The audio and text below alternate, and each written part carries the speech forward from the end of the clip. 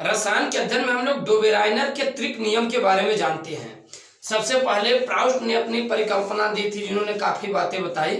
उसके बाद 1829 में डोबेराइनर आते हैं।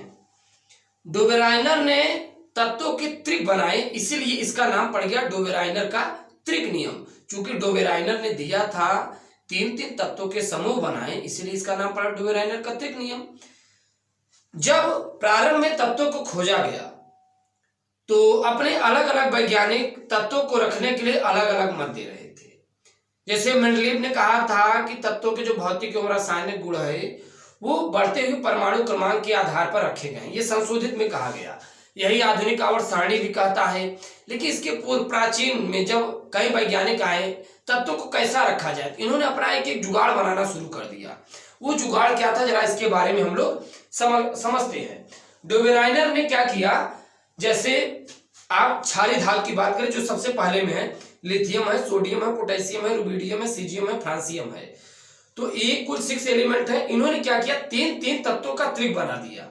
इस त्रिक के अनुसार तत्वों को रखना शुरू किया। जैसे ध्यान दीजिए, लिथियम, सोडियम, पोटेशियम, उसके बाद रुबिडियम, सीजियम, फ्रांसियम।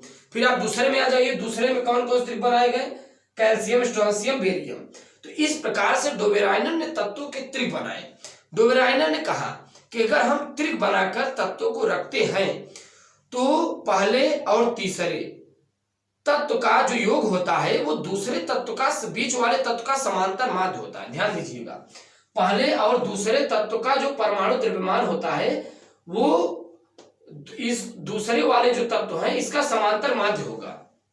समांतर माध्य का मतलब जब आप इन दो को जोड़ोगे से 2 से डिवाइड भी करेंगे। ये देखिए, पहले और तीसरे तत्व का जो परमाणु द्रव्यमान होता है वो इन दूसरे तत्व का समांतर माध्य होता है। ये ऐसे सभी में डोबेराइनर ने कहा अगर तत्वों को रखा जाए तो बहुत आसानी से अरेंजमेंट हो जाते हैं। लेकिन सबसे बड़ा विचारणीय प्रश्न ये हो जाता है कि ऐसे सभी तत्वों के त्रिक बच्चों नहीं बनाए जा सके।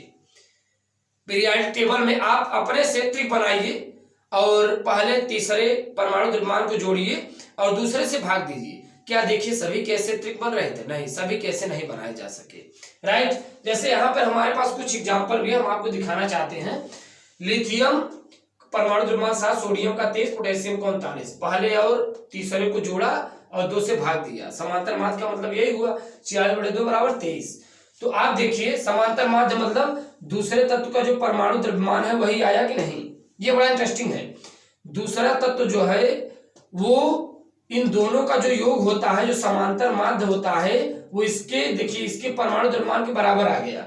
यही डोबेराइनर ने कहा।